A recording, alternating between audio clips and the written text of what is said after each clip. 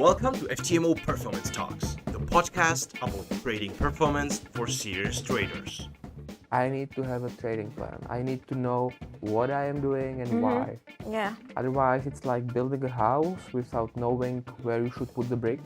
So you just decide to put it somewhere and hope for the best. Maybe you will use the proper amount of bricks, but are you going to end up with a house? Most likely not. Or it won't be very high quality. Nah, absolutely. If you don't do things effectively, then there's no point in doing them. And I know that when you start with something, you won't be excellent from the beginning. It requires time. In 3, 2, 1. Hello, everybody, and welcome back to another episode of Performance Talks. I'm Michael. And my name is Nelle. We are FTMO coaches, and together we make Performance Talks, a podcast dedicated to everything around trading psychology and coaching sessions we do with our traders. I hope that you are looking forward to today's episode, because this time we have decided to talk about the most frequently asked questions by our clients. Michael, tell me, what is the most frequently asked question you get from your clients? I guess that I can't say that there is any number one question I get. As you know, the sessions are unique and different every time. But there is definitely a couple of questions I'm getting on a regular basis. One of them is, what is the worst mistake traders make? Oh, I also get this question pretty often. Do you think there is any universal answer to it? Of course, it's very difficult to answer this question because, same as in trading, there is no right or wrong approach when it comes to the worst mistakes. It's just based on my own opinion. However, lots of mistakes are happening from one reason, and it's actually quite simple. What I believe is that the reason behind many mistakes is that traders don't take trading seriously. I'd say I agree and understand where you're heading with it. But could you please specify that to our listeners? I mean, what does it mean for you not taking trading seriously? Well, imagine that you have your daily job, you have some duties and responsibilities. So you do that because you don't want to lose your job or because you don't want to get bad feedback from your boss or your customers. So logically, you do all the tasks and actions you're supposed to do so you get what you want. Yeah, But in trading, it can be tricky because indeed. it is because it just doesn't look like a regular job at the first glance. From the outside, it can seem so easy. Basically, everyone can download the platform and start trading from his comfy sofa while watching favorite Netflix show. Yeah. And the thing is, you are not accountable to anyone. You can do whatever you want, whenever you want. If the markets are open, of course.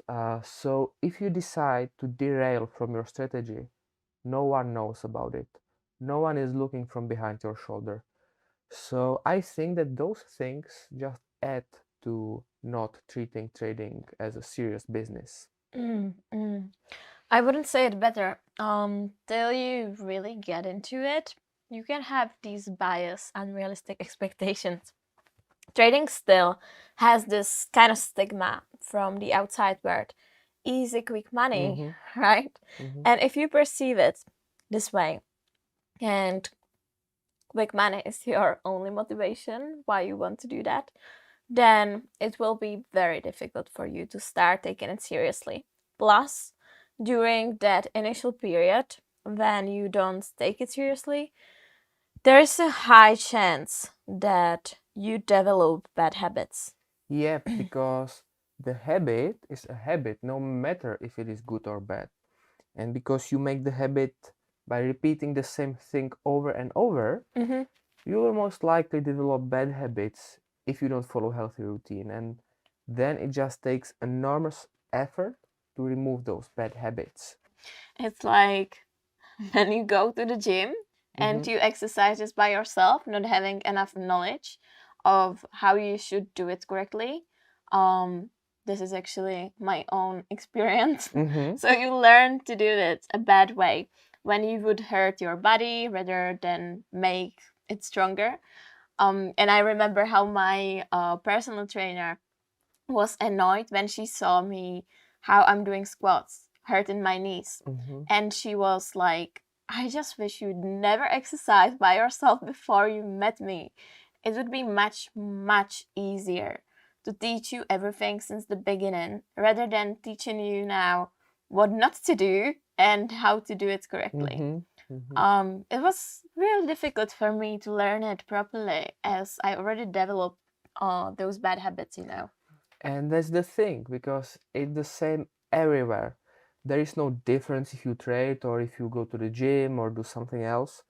If you create a habit, it takes time to develop it, and then it also takes time to remove it. Another thing is that if I want to start any business, I need to have a business plan. And again, same thing is true for trading. I need to have a trading plan. I need to know what I am doing and why. Yeah. Otherwise, it's like building a house without knowing where you should put the brick. So you just decide to put it somewhere and hope for the best. Maybe you will use the proper amount of bricks, but are you going to end up with a house? Most likely not. Or it won't be very high quality. Nah, absolutely. If you don't do things effectively, then there's no point in doing them. And I know that when you start with something, you won't be excellent from the beginning. It requires time, but you should approach trading as any other business, as we discussed in our episode about work and life balance, if you remember. And that is actually leading me to another frequently asked question, which is what does distinguish those traders who are consistently profitable from others? I'm pretty sure you encounter this question very well too. Oh yeah, I get it quite a lot. But I'm more interested in what are your ideas about this? Thanks. Well, I'd say from my experience and from what my clients have shared with me so far, that it is exactly about having that precise plan, treating it as any other business. From what I can see, and these traders are very strict with their daily routine. They are very disciplined and loyal to their strategy. They are systematic. They do not take anything personally, but rather they would try to find out about those errors and they would review everything regularly. They have high level of self-reflection, and when it comes to losses, they perceive them as a necessary cost, as some kind of an expense which you must pay in any other business, right? I mean, you will always have some expenses, Yeah, right? true, totally true. Being only profitable is just a utopia in all fields. You must sacrifice something if you want to get the results, and they are prepared to do so. I just can say that I see similar things as you mentioned if I look at long-term profitable traders. Anyway, I have some things I would like to add on this. The biggest difference is with accepting responsibility for the actions. And I will just explain what I mean. Okay. If I'm dealing with professionals, exactly as you say, even if they do make some mistakes, which everyone does from time to time, they are well aware of what has happened. So then during the session they say, yes, this was a mistake because I thought the market is going to do this or that, etc. On the other hand, when I start to work with someone who may not be that experienced as a trader, I often get the response like everything was going as I planned, but then the FOMO took over or that I self-sabotaged. And from psychological perspective, it's for me, it's nothing more than not accepting responsibility for the actions. Because if I truly accept responsibility for my actions, if the trade is going against me and hit my stop loss, I am accepting the result because it's a consequence of me placing that trade and I'm willing to take the responsibility. Well, but are you saying that if someone says that they FOMO'd into the trade, then it is not accepting their responsibility? I mean, that there is a difference when I say that I entered the trade because I was afraid that I would miss the opportunity, or when I say that FOMO took over, because in the first case it's me who entered the trade, whereas in the second I say that it was a FOMO. And of course, I know that it's extremely difficult and unpleasant to admit that it was me who made the mistake, but if you think about it, who presses the buy or sell button? Mm, I understand what you are saying, but I wouldn't say I can 100% relate. Because Mm-hmm. from my point of view, I can say I'm suffering with FOMO, but still be able to take the responsibility for my actions. And same with the self sabotage. I can say I experience self sabotage, but I can know, like maybe I really know Mm-hmm. that I'm the one who's responsible. Yeah, and that's the thing.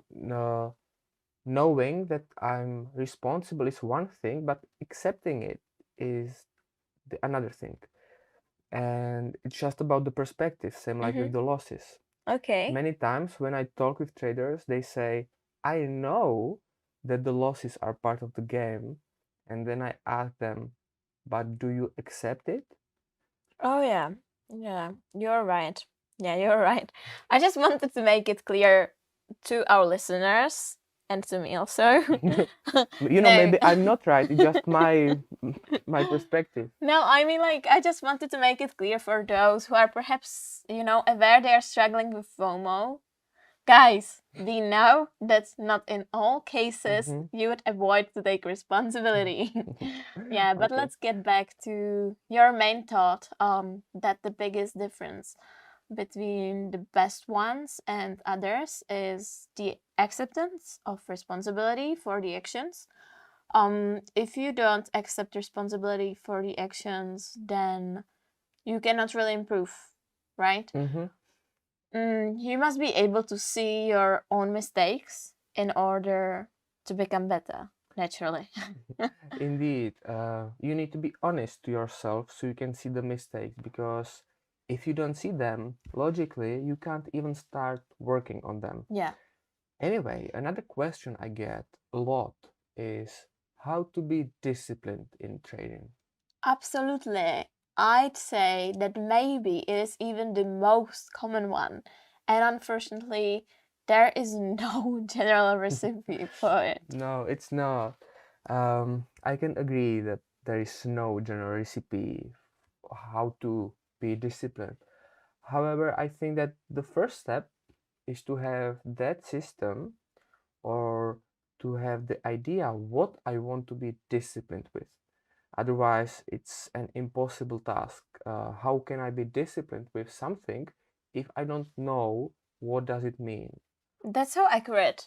It is kind of a broad wish to be disciplined. Mm-hmm. And the process of becoming disciplined equals something at least slightly different for every single trader. I mean, and it kind of leads me back to that part when we were talking about developing a bad habits.